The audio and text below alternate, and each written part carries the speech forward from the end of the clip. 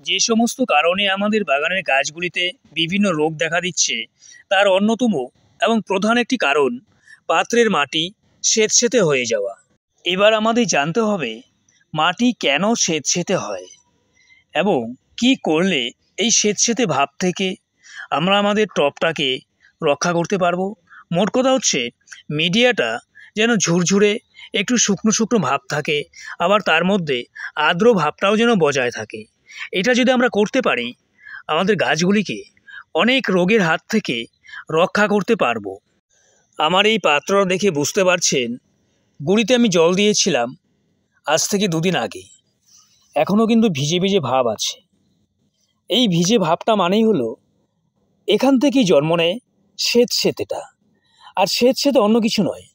আমরা যখন গাছের গুঁড়িতে জল দিই অথবা গাছের গুঁড়িতে আমরা লিকুইড সার দিই, তখন যদি এটা না শুকোয় আস্তে আস্তে ওপর দিকে একটা লেয়ার জমে যায় এবং এই লেয়ারটার থেকেই বিভিন্ন ছত্রাক দেখা দেয়।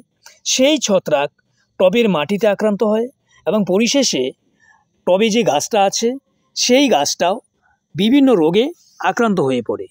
যারা নতুনভাবে বাগান করছেন তাদের অবগতির জন্য বলছি, আপনি যখনই গাছের গুঁড়িতে জল দেবেন অথবা লিকুইড সার দেবেন তার 2 দিন পরে এই কাজটা করবেন। আমি যেটা করছি, পাত্রের মাটিটা যতটুকু সম্ভব খুঁড়ে দেবেন। যখনই আপনি খুঁড়ে দেবেন 1 দিন পরেই দেখবেন ওপরের অংশের মাটি ঝুরঝুরে একটা ভাব চলে আসছে, সূর্যের আলো পাবে, এই মাটিটা শুকিয়ে যাবে। শুকিয়ে গেলে এখানে কোনো রকম ছত্রাক বাসা বাঁধতে পারবে না। বেনিফিট আরও আছে, নিচের মাটি ওপরে আসলো, ওপরের মাটি নিচে গেল, এতে গাছের পাত্রের যে মাটিটা এখানে নাইট্রোজেন আদান প্রদান হচ্ছে, নাইট্রোজেন ঢুকছে, মাটিটা হালকা হচ্ছে, মাটির ওপরে কোনো লেয়ার পড়তে পারছে না।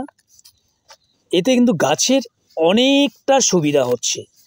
সার প্রয়োগ করবার পরে গাছ যে ফ্যাসিলিটি পাচ্ছে, আমরা যদি এইভাবে এই সাধারণ কাজগুলি করতে পারি, বাগান করা আপনার কাছে সহজই হয়ে উঠবে। তবে মাটি যখন খুঁড়বেন এটাও লক্ষ্য রাখতে হবে, কারণ গাছগুলি যেহেতু ছোট হোক বা বড় হোক, অতিরিক্ত পরিমাণে শিকড় যেন কেটে না যায় সেটা অবশ্যই নজরে রাখবেন। আরেকটা কাজ করবেন, যে কাজটা না করলেই না হয়, যদি আমরা বস্তায় লাগাই, বস্তার ওপরের দিকে কিছু অংশ কিন্তু অনেকটাই ওপরের দিকে উঠিয়ে রাখি। এতে সুবিধা দুটোই আছে। দেখুন, যখন এটা ওপরের দিকে উঠে থাকে এই অংশের মধ্যে হয়তো সূর্যের আলোটা ঠিকঠাক পৌঁছতে পারে না। তার জন্য যে কাজটা করতে হবে, জল দেওয়ার পরে এইভাবে একেবারে মাটির লেভেল পর্যন্ত এভাবে ভাঁজ করে দেবেন। সূর্যের আলো পড়বে, মাটিটা শুকিয়ে যাবে, মাটিটা হালকা থাকবে, গাছে ছত্রাক বাসা বাঁধবে না, পাত্রের মাটিতে কোনো রকম ছত্রাক আক্রমণ করতে পারবে না। আমরা যখন খোল পচা জল দিই, অনেকেই বলছেন যে খোল পচা জল দেওয়ার পরে ওপরের দিকে সাদা একটা লেয়ার পড়ে যাচ্ছে। এটা তো পড়বেই। এর থেকে সাবধান হতে হবে আমাদের। কি সাবধান হতে হবে?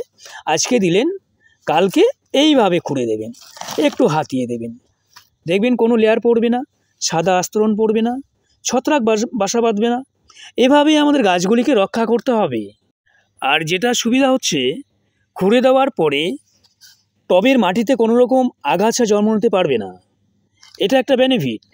আগাছা যত জন্ম নেবে ওরা এখান থেকে তো সার গ্রহণ করবে, খাবারটা নেবে, আর সেই খাবারটা যে খাবারটা আমাদের গাছ নিত সেটা আগাছা নিয়ে নিচ্ছে। এতে গাছের সারের পরিমাণ সেটা অনেকটাই কমে যাচ্ছে। যাদের হাতে সময় খুবই কম, আমি তাদেরকে বলছি, আপনারা দিনের বেলায় যদি কাজ করতে না পারেন বাগানে, রাত্রেবেলায় একটু সময় আসুন।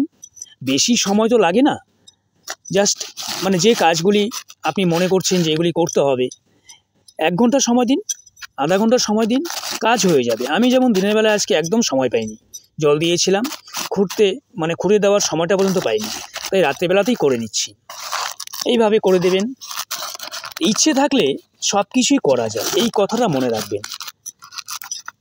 তাই বাগান করুন, নিঃসন্দেহে বাগান করুন।